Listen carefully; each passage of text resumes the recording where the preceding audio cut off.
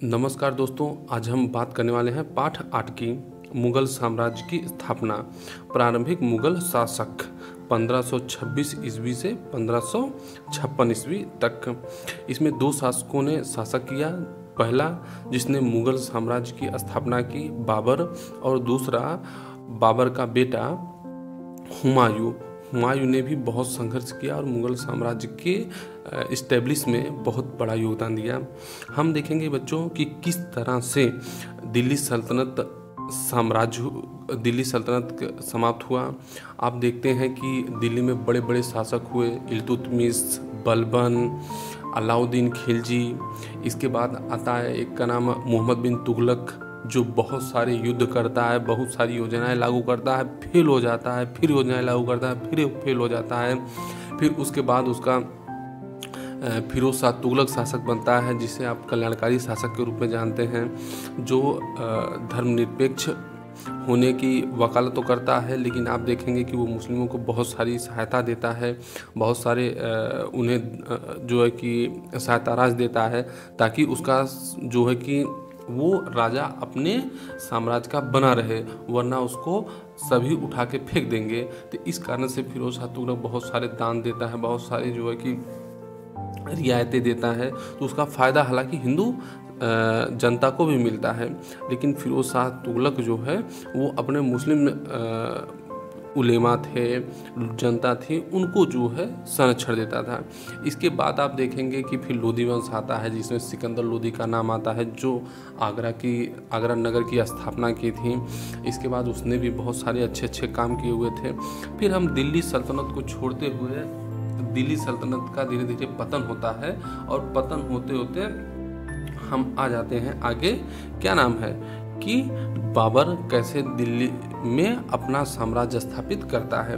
तो देखते हैं, दिल्ली सल्तनत की शक्ति सनय सनय क्षीण हो रही थी।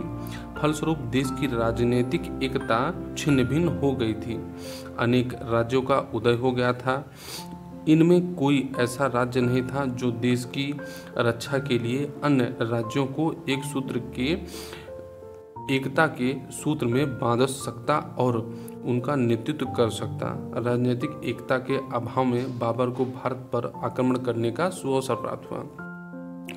अब बाबर जो है कि फरगना का शासक था, तो बाबर बार बार नज़र मारे हुए था कि कहीं जो है कि हिंदुस्तान में दिल्ली सल्तनत कमज़ोर हो।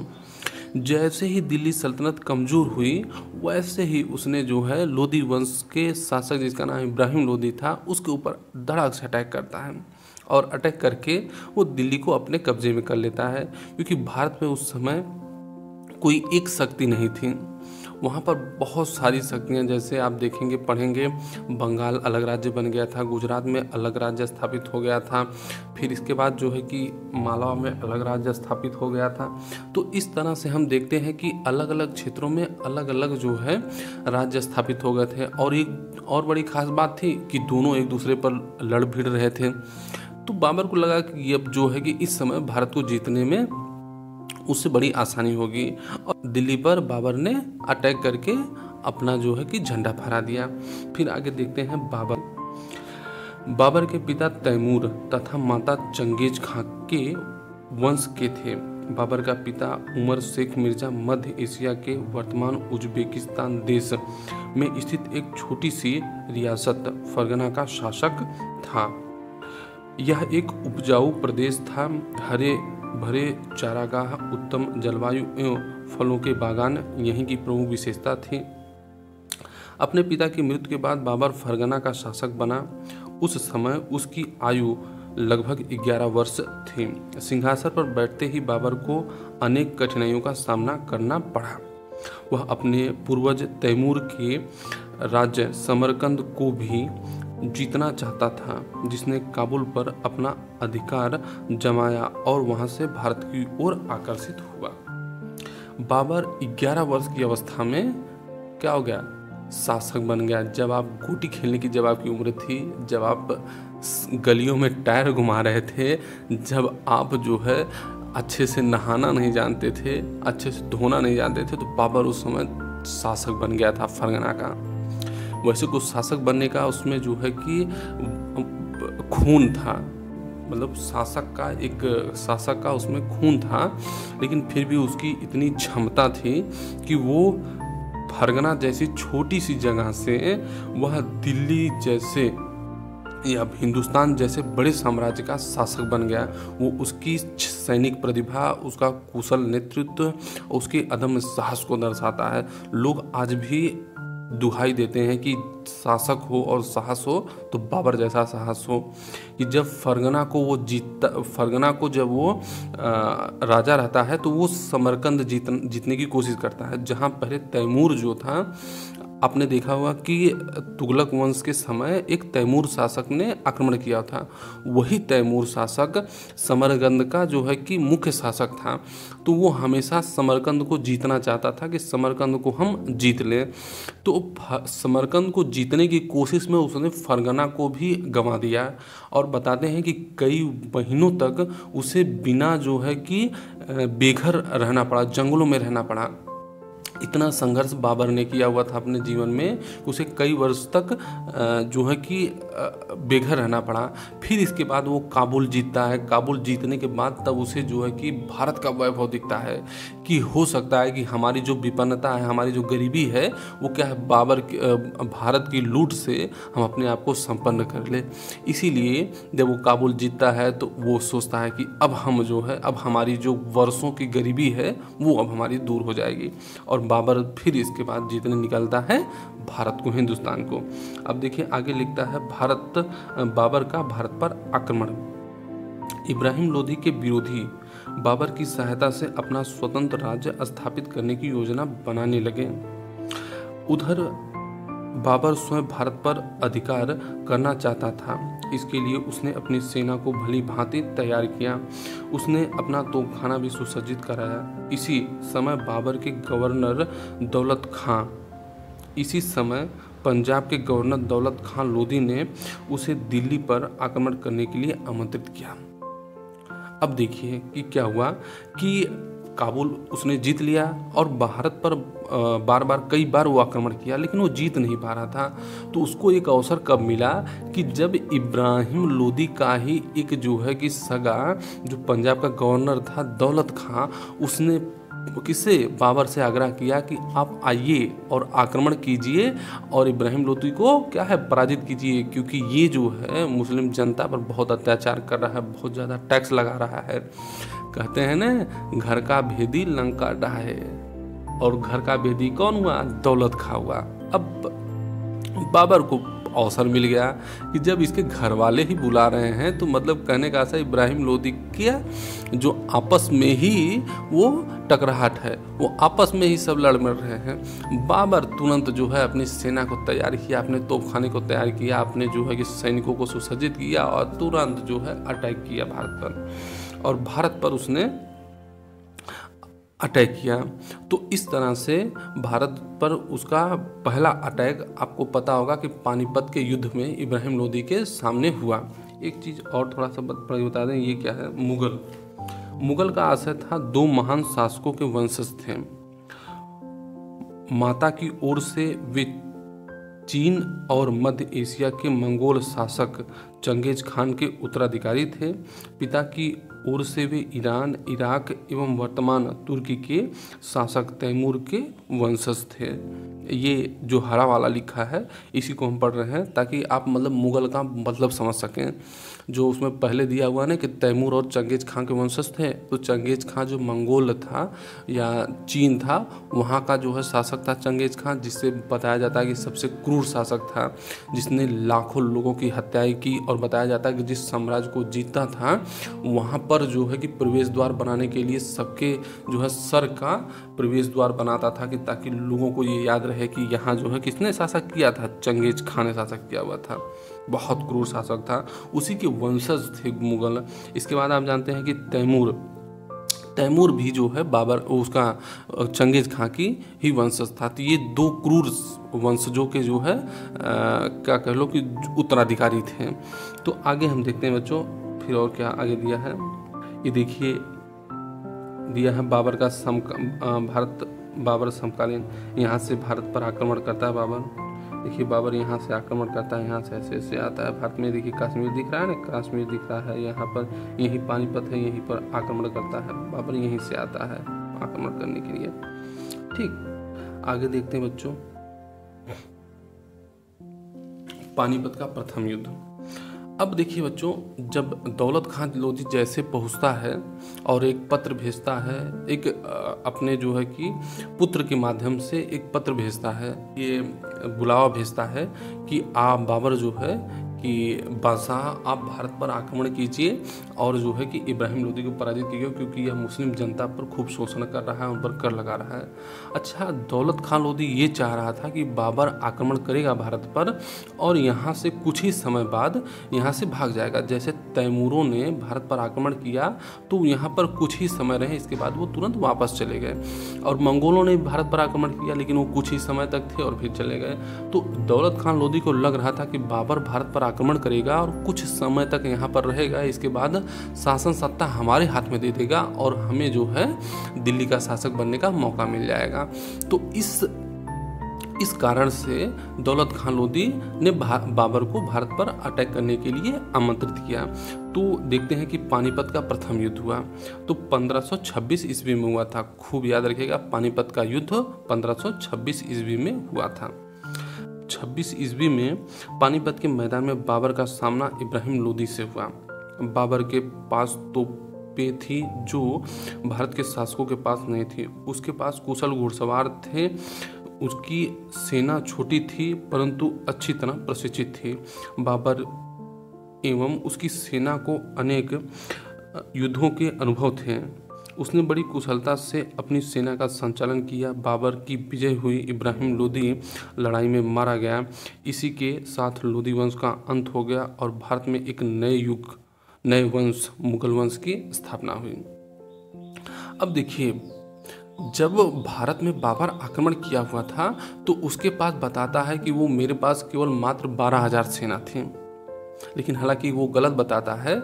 उसके पास सेना बताया जाता है लगभग 40,000 के आसपास थी। लेकिन इसके बाद हम इब्राहिम लोदी की सेना को देखेंगे तो इब्राहिम लोदी की सेना लाख थी, 1 लाख से अधिक सेना थी। फिर भी बाबर इतना कुशल जो है कि नेतृत्व करता हुआ कि उसने अपने तोपों के माध्यम से मारा, एकदम जो है गर्दा मचा दिया। जब क्योंकि भारत में तोपों का तब आविष्कार नहीं हुआ था। फिर इसके बाद आप देखेंगे कि उसके पास जो घुड़सवार थे वो तलवार के बल से जब वो चलते थे तो मानो कि सिर्फ जो है कि लाशें गिरा रहे हों। ऐसा जो है कि बाबर ने अपने सैनिकों को प्रशिक्षण किया हुआ था। फिर वो कहता है कि जब वो युद्ध में लड़ने जाते हैं तो उसके सैनिक हताश हो जाते हैं। अरे कहते हैं कि इतनी बड़ी भीड़ जो है, इतनी बड़ी भीड़ है सेना की, इब्राहिम लोदी की, कि हम उसमें डूब जाएंगे, समंदर है। लेकिन बाबर जब उसको ओजस्वी भाषण देता है, कहता है कि तुम्हारी गरीबी जो है, ये युद्ध अगर हम जीत लेंगे तो तुम्हारी गरीबी समाप्त हो जाएगी, तुम्हारे जो है कि खून नहीं खौलता, तुम्हारा बीवी बच्चे जो है, तुम्हारे बीवी बच्चे जो है भूखों मर रहे हैं। तो बहुत सारा ओजपूर्ण भाषण देता है। तो बाबर की सेना में जान आ जाता है और उन्होंने क्या किया, अटैक किया जो है कि इब्राहिम लोदी पर। इब्राहिम लोदी की सेना को तहस नहस कर दिया। इसके बाद अब देखते हैं आगे, बाबर और राजपूत। चित्तौड़ के महाराणा संग्राम सिंह बाबर के सबसे शक्तिशाली शत्रु थे। ये राणा सांगा के नाम से प्रसिद्ध थे। बाबर ने स्वयं राणा सांगा के बारे में लिखा था कि राणा सांगा अपनी वीरता के बल पर भारत में उच्च स्थान प्राप्त किया था। ये बताया जाता है कि बाबर एक अपनी आत्मकथा लिखता है तुझके बाबरी, जिसमें वो उल्लेख करता है राणा सांगा कि राणा सांगा जैसा प्रतापी शासक भारत में था ही नहीं, क्योंकि राणा सांगा ने ही खतौली नामक युद्ध में इब्राहिम लोदी को भी पराजित कर दिया था। तो कह लीजिए कि वो सबसे पावरफुल किंग था।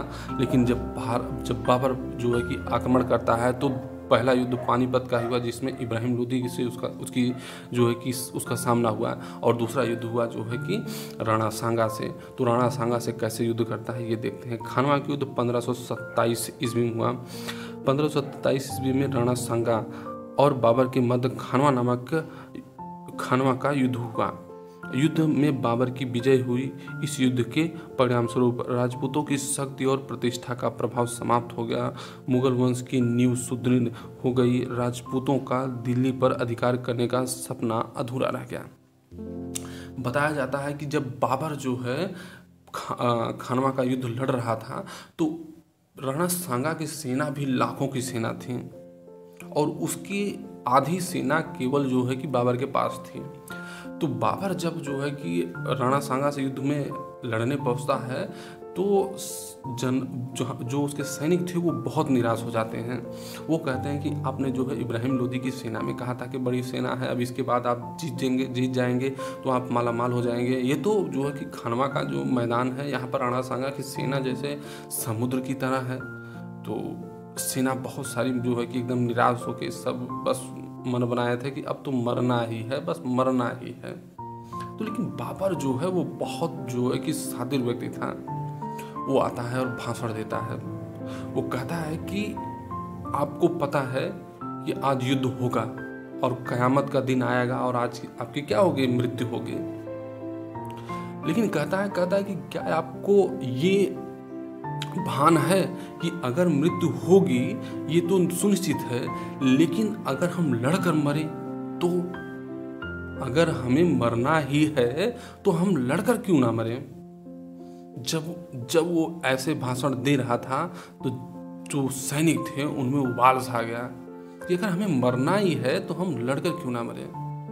और बार बार ये बातें कही जाती हैं बच्चों कि जब हमें हारना ही है तो हम लड़कर हारें, क्यों हम हार मान कर बैठे हारें। और जब आप लड़कर हारेंगे तो चांसेस ये हैं कि जहाँ पर आप लड़ नहीं रहे हैं तो वहाँ पर आप चांसेस हैं कि आप हार जाएंगे। लेकिन आप अगर संघर्ष कर रहे हैं तो उसमें चांसेस हैं कि आप जीत भी जाएंगे। तो बाबर यही जब वो ओजस्वी भाषण देता है तो फिर जो है उसकी सेना तैयार हो जाती है और लड़ती है और खानवा का युद्ध में जो है कि राणा सांगा की सेना को तहस नहस कर देती है। बताया जाता है कि खूनों से लथपथ हो गया था पूरा खानवा का मैदान। आज भी वहाँ की मिट्टी लाल पाई जाती है। इस तरह का जो है युद्ध हुआ।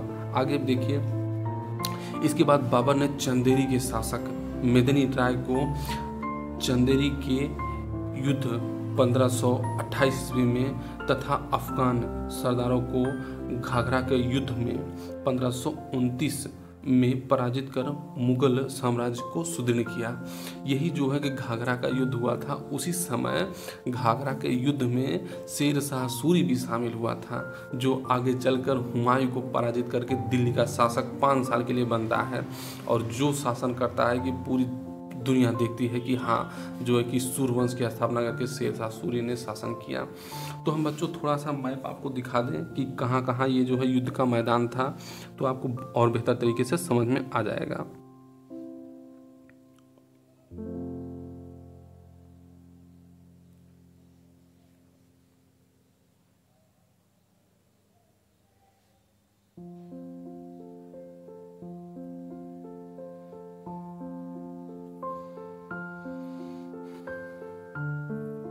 ये देखिए बच्चों, यही भारत का जो है कि मैप है।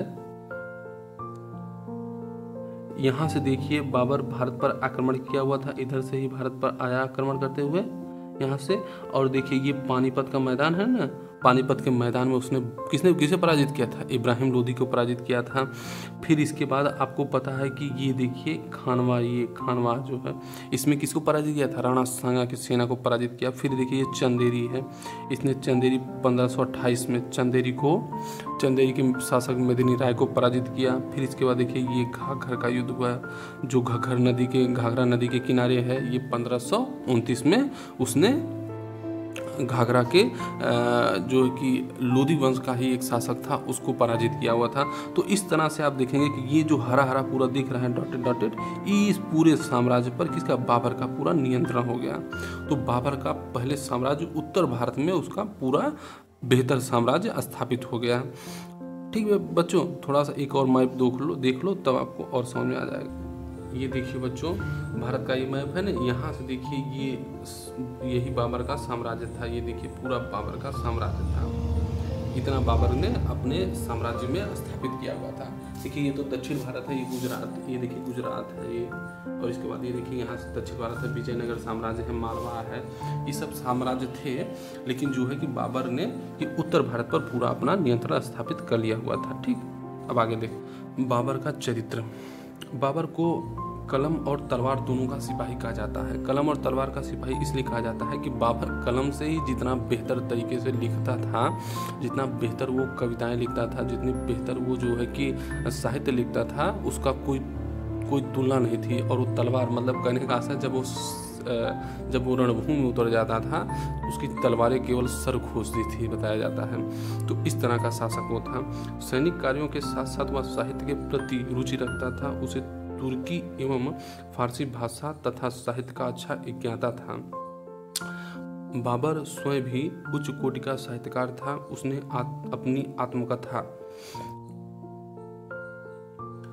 लिखी, यह तुर्की भाषा में है और तुजुक ए बाबरी नाम से प्रसिद्ध है। इसके फारसी अनुवाद को बाबरनामा कहते हैं, जिसे अब्दुल रहीम खाना ने किया था। जो है कि तुजुक ए बाबरी किस भाषा में है? तुर्की भाषा में है। इसको जो है कि बाबरनामा फारसी भाषा में किसने परिवर्तित करवाया? अब्दुल रहीम खाना ने।